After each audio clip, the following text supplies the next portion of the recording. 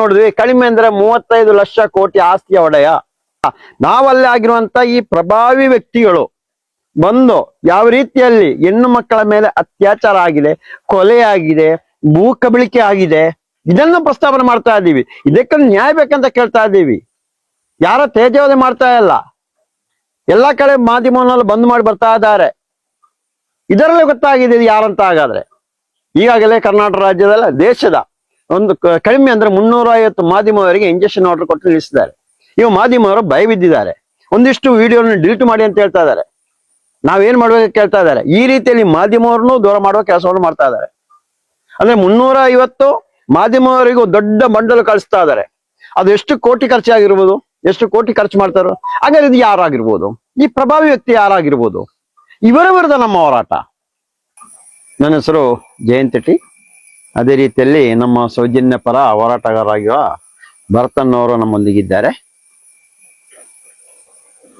ಈಗ ಸೌಜನ್ಯ ಹೋರಾಟದ ಒಂದು ಹಂತ ಹಂತಾಗಿ ಈ ಸೌಜನ್ಯ ಆ ತಾಯಿಗೆ ನ್ಯಾಯ ಸಿಗುವ ಎಲ್ಲ ಲಕ್ಷಣಗಳು ಕಾಣಿಸ್ತಾ ಇದೆ. ಆ ತಾಯಿ ಯಾರನ್ನು ನಿದ್ದೆ ಮಾಡಲಿಕ್ಕೆ ಬಿಡ್ತಾ ಇಲ್ಲ. ಪ್ರತಿಯೊಬ್ಬರನ್ನು ಹೊಡೆದು ಎಬ್ಬಿಸ್ತಾ ಇದ್ದಾರೆ. ಇಂಥ ಸಂದರ್ಭದಲ್ಲಿ ಧರ್ಮಸ್ಥಳ ಗ್ರಾಮದಲ್ಲಿ ಕೆಲಸ ಮಾಡ್ತಾ ಇದ್ದ ಒಬ್ಬರು ಮುಂದೆ ಬಂದು, ನಾನು ಹೆಣಗಳನ್ನು ಊತ ಹಾಕಿರೋ ಜಾಗ ತೋರಿಸ್ಕೊಡ್ತೇನೆ ಅಂದ್ರೆ ಮಶಾನದಲ್ಲಿ ಹಾಕಿರೋದಲ್ಲ, ಇಲ್ಲದ್ರೆ ಆ ದೂರು ದಾಖಲು ಮಾಡಿ ಪೊಲೀಸ್ ಮುಖಾಂತರವಾಗಿ ಪಂಚಾಯತಿಗೆ ಹ್ಯಾಂಡ್ ಓವರ್ ಆಗಿರೋ ಮೃತದೇಹವನ್ನು ಊತ ಹಾಕಿದಿರ ಎಂಬುದಲ್ಲ.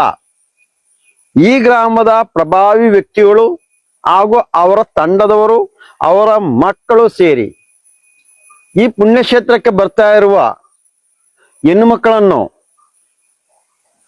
ಕೆಲವೊಂದು ಹೆಣ್ಣು ಮಕ್ಕಳನ್ನು ರೂಮ್ ಕೇಳಿ ಬರ್ತಾ ಇರುವಾಗ ರೂಮ್ ಕೊಡಲ್ಲ, ಇನ್ನೊಂದು ಕಡೆ ಕರ್ಕೊಂಡು ಹೋಗೋದು, ಆಟ ಬರುವ ಆಟೋ ಅಲ್ಲಿ ಕರ್ಕೊಂಡು ಹೋಗೋದು, ಕೆಲವರಿಗೆ ಕ್ಯಾಮರಾ ಅಲ್ಲಿ ನೋಡಿ ಅಂಥವ್ರೇ ಬೇಕಂದ್ರೆ ಅಂಥವ್ರನ್ನ ಕರ್ಕೊಂಡು ಕೊಡೋದು. ಈ ರೀತಿ ಎಲ್ಲ ಅತ್ಯಾಚಾರ ಮಾಡಿ ವಿರೋಧ ವ್ಯಕ್ತಪಡಿಸಿದರೆ ಅಂಥವರನ್ನು ಕೊಲೆ ಮಾಡಿ ರಸ್ತೆ ಬದಿಗಳಲ್ಲಿ, ಕಾಡುಗಳಲ್ಲಿ ಬಿಸಾಕಿರುವಂತ ಮೃತದೇಹಗಳನ್ನು ಊತ ಹಾಕ್ಲಿಕ್ಕೆ ಅಂತ ಅಲ್ಲಿಂದ ಏನೊಂದು ಮಾಹಿತಿ ಬರ್ತಾ ಇರುತ್ತೆ. ಆ ಮಾಹಿತಿ ಪ್ರಕಾರ ಹೋಗಿ ಎಲ್ಲಿ ಹೆಣ ಇತ್ತು ಅಲ್ಲಿ ಊತ ಹಾಕಿರುವ ವಿಷಯಕ್ಕೆ ಸಂಬಂಧಿಸಿದಂತೆ ಏನೋ ಆ ಸಾಕ್ಷಿದಾರ ಇವಾಗ ಸರ್ಕಾರಕ್ಕೆ ಅಂದ್ರೆ ಪೊಲೀಸ್ ಇಲಾಖೆಗೆ, ನ್ಯಾಯಾಲಯಕ್ಕೆ ಒಂದು ದೂರು ಕೊಟ್ಟಿರೋದು, ಒಂದು ವಕೀಲ ತಂಡವರ ಮುಖಾಂತರವಾಗಿ. ಈ ವಿಷಯ ಇವಾಗ ರಾಷ್ಟ್ರೀಯ ಮಟ್ಟದಲ್ಲಿ ಚರ್ಚೆ ಆಗ್ತಾ ಇದೆ. ಒಂದು ದೂರು ಕೊಟ್ರೆ ಆ ದೂರಿನ ಪ್ರಕಾರವಾಗಿ FIR ದಾಖಲಾದ ನಂತರ ಹೌದು ಇವಾಗ ಹೇಳಿರೋದು ಹೌದಾ ಅಲ್ವಾ, ಆ ಜಾಗ ಏನ ಇತ್ತ ಇಲ್ವಾ, ಒಂದು ಫಸ್ಟ್ ಮೊದಲನಾಗಿ ಸ್ಥಳೀಯ ಠಾಣೆಯ ಸಬ್ ಇನ್ಸ್ಪೆಕ್ಟರ್ ಅವರು ತನಿಖೆ ನಡೆಸಿ ಆ ನಂತರ ಸರ್ಕಾರಕ್ಕೆ ವರದಿ ಕೊಡಬೇಕಿತ್ತು. ಇದನ್ನು ಯಾವುದನ್ನೂ ಮಾಡಿಲ್ಲ.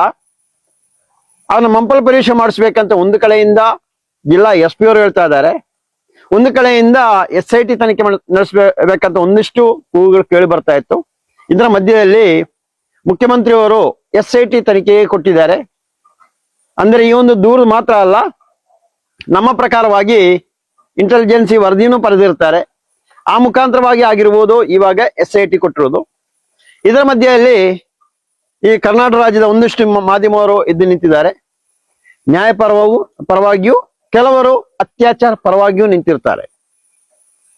ಈಗ ಮಾಡ್ತಿರೋ ಸುದ್ದಿ ಏನಂತ ಹೇಳಿದ್ರೆ, ಸೌಜನ್ಯ ಪರ ಹೋರಾಟಗಾರರು ದೇವಸ್ಥಾನದ ವಿರುದ್ಧ ನಾವು ಹೋರಾಟ ಮಾಡ್ತಾ ಇದ್ದೀವಿ, ದೇವಸ್ಥಾನ ನಾವು ಕಸಿದುಕೊಳ್ಳಲಿಕ್ಕೆ ಕೆಲಸ ಮಾಡ್ತಾ ಇದ್ದೀವಿ ಎಂಬ ರೀತಿಯಲ್ಲಿ ಕೆಲವು ಸುದ್ದಿಗಳನ್ನ ಹಂಚ್ತಾ ಇದ್ದಾರೆ. ಒಂದು ಮಾತ್ರ ಇಡೀ ಕರ್ನಾಟಕ ರಾಜ್ಯದ ಜನತೆಗೆ, ದೇಶದ ಜನತೆಗೆ ಹೇಳ್ತಾ ಇದ್ದೀವಿ, ಯಾವುದೇ ಕಾರಣಕ್ಕೂ ನಾವು ದೇವಸ್ಥಾನದ ವಿರುದ್ಧ ಹೋರಾಟ ಅಲ್ಲ. ದೇವಸ್ಥಾನ ಹಿಂದೂ ದೇವಸ್ಥಾನ, ಅಲ್ಲಿರೋ ಹಿಂದೂ ದೇವರು ಅಲ್ಲಿರೋದು. ಅದನ್ನು ಪೂಜೆ ಮಾಡ್ತಾ ಇರೋ ಅನ್ಯ ಧರ್ಮೀಯರು ಗೋಡೆ ಮೇಲೆ ದೀಪ ಇಟ್ಟಂಗೆ ಆ ಮಂಜುನಾಥ ಸ್ವಾಮಿ, ಅಣ್ಣಪ್ಪ ಸ್ವಾಮಿಯನ್ನಿಟ್ಟು ಅಲ್ಲಿ ಅನ್ಯ ಧರ್ಮೀಯರು ವ್ಯಾಪಾರ ಮಾಡ್ತಾ ಇರೋ ಕೆಲಸ ನಡ್ತಾ ಇದೆ. ವ್ಯಾಪಾರಸ್ಥರು ಅವರು ಏನೇ ಊರನ್ನು ಉದ್ಧಾರ ಮಾಡ್ಲಿಕ್ಕೆ ಬಂದವರಲ್ಲ, ವ್ಯಾಪಾರ ಮಾಡಿ ಅವರ ಕುಟುಂಬಕ್ಕೆ ಆಸ್ತಿ ಮಾಡ್ತಾ ಇದ್ದಾರೆ. ಮೊನ್ನೆ ಯಾವುದೊಂದು ಸುದ್ದಿಯಲ್ಲಿ ನೋಡಿದ್ವಿ, ಕಡಿಮೆ ಅಂದ್ರೆ 35 ಲಕ್ಷ ಕೋಟಿ ಆಸ್ತಿಯ ಒಡೆಯ. ಇದನ್ನು ನೀವು ತಿಳಿಸಿ. ಯಾವ ರೀತಿಯಲ್ಲಿ ಅಂತ, ನಾವಲ್ಲೇ ಆಗಿರುವಂತ ಈ ಪ್ರಭಾವಿ ವ್ಯಕ್ತಿಗಳು ಬಂದು ಯಾವ ರೀತಿಯಲ್ಲಿ ಹೆಣ್ಣು ಮಕ್ಕಳ ಮೇಲೆ ಅತ್ಯಾಚಾರ ಆಗಿದೆ, ಕೊಲೆ ಆಗಿದೆ, ಭೂ ಕಬಳಿಕೆ ಆಗಿದೆ, ಇದನ್ನ ಪ್ರಸ್ತಾವನೆ ಮಾಡ್ತಾ ಇದ್ದೀವಿ. ಇದಕ್ಕೆ ನ್ಯಾಯ ಬೇಕಂತ ಕೇಳ್ತಾ ಇದ್ದೀವಿ. ಯಾರ ತೇಜೋವಧೆ ಮಾಡ್ತಾ ಇಲ್ಲ. ಎಲ್ಲಾ ಕಡೆ ಮಾಧ್ಯಮವನ್ನು ಬಂದ್ ಮಾಡಿ ಬರ್ತಾ ಇದ್ದಾರೆ. ಇದರಲ್ಲಿ ಗೊತ್ತಾಗಿದೆ ಇದು ಯಾರಂತ. ಹಾಗಾದ್ರೆ ಈಗಾಗಲೇ ಕರ್ನಾಟಕ ರಾಜ್ಯದಲ್ಲ, ದೇಶದ ಒಂದು ಕಡಿಮೆ ಅಂದ್ರೆ 350 ಮಾಧ್ಯಮವರಿಗೆ ಇಂಜೆಕ್ಷನ್ ಆರ್ಡರ್ ಕೊಟ್ಟು ನಿಲ್ಲಿಸಿದ್ದಾರೆ. ಇವು ಮಾಧ್ಯಮವರು ಭಯ ಬಿದ್ದಿದ್ದಾರೆ. ಒಂದಿಷ್ಟು ವಿಡಿಯೋನ ಡಿಲೀಟ್ ಮಾಡಿ ಅಂತ ಹೇಳ್ತಾ ಇದ್ದಾರೆ. ನಾವೇನ್ ಮಾಡ್ಬೇಕು ಕೇಳ್ತಾ ಇದ್ದಾರೆ. ಈ ರೀತಿಯಲ್ಲಿ ಮಾಧ್ಯಮವರನ್ನು ದೂರ ಮಾಡುವ ಕೆಲಸವನ್ನು ಮಾಡ್ತಾ ಇದ್ದಾರೆ. ಅಂದ್ರೆ 350 ಮಾಧ್ಯಮವರಿಗೂ ದೊಡ್ಡ ಬಂಡಲ್ ಕಳಿಸ್ತಾ ಇದ್ದಾರೆ. ಅದು ಎಷ್ಟು ಕೋಟಿ ಖರ್ಚಾಗಿರ್ಬೋದು, ಎಷ್ಟು ಕೋಟಿ ಖರ್ಚು ಮಾಡ್ತಾರೋ. ಹಾಗಾದ್ರೆ ಇದು ಯಾರಾಗಿರ್ಬೋದು, ಈ ಪ್ರಭಾವಿ ವ್ಯಕ್ತಿ ಯಾರಾಗಿರ್ಬೋದು? ಇವರ ವಿರುದ್ಧ ನಮ್ಮ ಹೋರಾಟ. ಇವರನ್ನು ಕಾನೂನು ಚೌಕಟ್ಟಲ್ಲಿ ಅವರಿಗೆ ಶಿಕ್ಷೆ ಆಗಬೇಕು, ಅದು ನಮ್ಮ ಉದ್ದೇಶ. ಅದರೊತ್ತು ದೇವಸ್ಥಾನ ವಿರುದ್ಧ ಅಲ್ಲ ಅಂತ ಹೇಳಲು ನಮ್ಮ ಸೌಜನ್ಯ ಪರ ಹೋರಾಟವನ್ನು ನಾವು ಹೇಳ್ತಾ ಇದೀವಿ. ಅದೇ ರೀತಿಯಲ್ಲಿ ಸೌಜನ್ಯ ಒಂದು ತಂಡ ಅಂದ್ರೆ ಕಮಿಟಿ ದೇಶದ ಎಲ್ಲೂ ನಾವು ರಚಿಸಿಲ್ಲ. ಯಾರಾದರೂ ಸೌಜನ್ಯ ಹೆಸರಲ್ಲಿ ದುಡ್ಡು ಕೇಳ್ತಾ ಇರೋದು, ಇಲ್ಲ ನಾವು ಸೌಜನ್ಯ ಹೋರಾಟ ನಾವು ಮಾಡಿಸ್ಕೊಡ್ತೀವಿ, ನಾವು ಮಹೇಶನ್ನಿಗೆ ಮಾತಾಡಿದೀವಿ, ಇನ್ನೊಬ್ಬರಿಗೆ ಮಾತಾಡಿ ಅಂತ ಹೇಳಿ ಬಂದ್ರೆ ನೇರವಾಗಿ ಸೌಜನ್ಯ ಹೋರಾಟಗಾರರು ಮಹೇಶನ್ನೇ ಕರೆ ಮಾಡಿ, ಇಲ್ಲ ಗಿರೀಶನ್ನಿಗೆ ಮಾಡಿ, ಇಲ್ಲ ನಮಗೆ ಕರೆ ಮಾಡಿ ಮಾತಾಡುವ ವ್ಯವಸ್ಥೆಯನ್ನು ಮಾಡಿ. ಅದರತ್ತು ನಾವು ದೇಶದ ಯಾವುದೇ ಭಾಗಗಳು ಇವಾಗಲೇ ಕೆಲವರು ಅಲ್ಲ ನಾವು ಕಮಿಟಿ ರಚನೆ ಮಾಡಿದೀವಿ, ನಮಗೆ ಪರ್ಮಿಷನ್ ಕೊಟ್ಟಿದ್ದಾರೆ, ಏನೇ ಇದ್ರು ನಮಗೆ ತಂದು ಕೊಡಿ, ನಾವು ಆ ತರ ಎಲ್ಲೋ ಮಾಡಿಲ್ಲ ಅಂತಲೂ ಈ ಮೂಲಕ ಹೇಳ್ತಾ ಇದ್ದೀವಿ. ಮತ್ತೆ ಕೆಲವೊಬ್ಬರಲ್ಲ ಕಾಡಿಗೆ ಹೋಗಿ ವಿಡಿಯೋ ಮಾಡಿ ಅಲ್ಲ ಅಲ್ಲಿದೆ ಇಲ್ಲಿದೆ ಅಂತ, ಅದು ನಮಗೆ ಮಾಹಿತಿ ಇಲ್ಲ. ಅದು ವಕೀಲರ ಒಂದು ತಂಡ ಮಾಡ್ತಾ ಇರೋದು.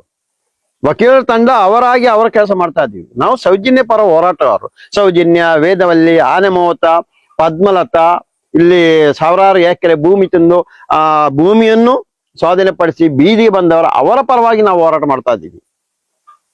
ಅದನ್ನು ಈ ಮೂಲಕ ನಮ್ಮ ಕರ್ನಾಟಕ ರಾಜ್ಯದ ಜನತೆಗೆ ತಿಳಿಸಲು ಇಚ್ಛಿಸ್ತಾ ಇದ್ದೇನೆ. ಅದು ಅಲ್ಲದೆ ಕೆಲವೊಂದು ಮಾಧ್ಯಮದಲ್ಲಿ ಸೌಜನ್ಯನ್ನು ಸಂತೋಷರಾವ್ ಇದನ್ನು ಕೊನೆಗೆ ಅತ್ಯಾಚಾರ ಮಾಡಿದೆ ಅಂತ ಹೇಳ್ತಾ ಇದ್ದಾರೆ. ಇಂತಹ ಸುಳ್ಳು ಮಾಹಿತಿಗಳನ್ನು ಹಂಚಬೇಡಿ. ನೀವು ಸ್ವಲ್ಪ ಆದ್ರೂ ಬುದ್ಧಿ ಇರೋ ಮಾಧ್ಯಮದವರ ಆದ್ರೆ ವೈದ್ಯರು ಹೇಳಿರೋದು ಗುಂಪತ್ಯಾಚಾರ, ಒಬ್ಬನಲ್ಲ. ಹಾಗೆ ಇನ್ನು ಉಳಿದವರೆಲ್ಲಿ ಸ್ವಾಮಿ, ಉಳಿದವರೆಲ್ಲಿ? ಆ ಮಾಧ್ಯಮದ ಒಂದಿಷ್ಟು ಅದರ ಒಂದು ಗೌರವವನ್ನು ಉಳಿಸಿ.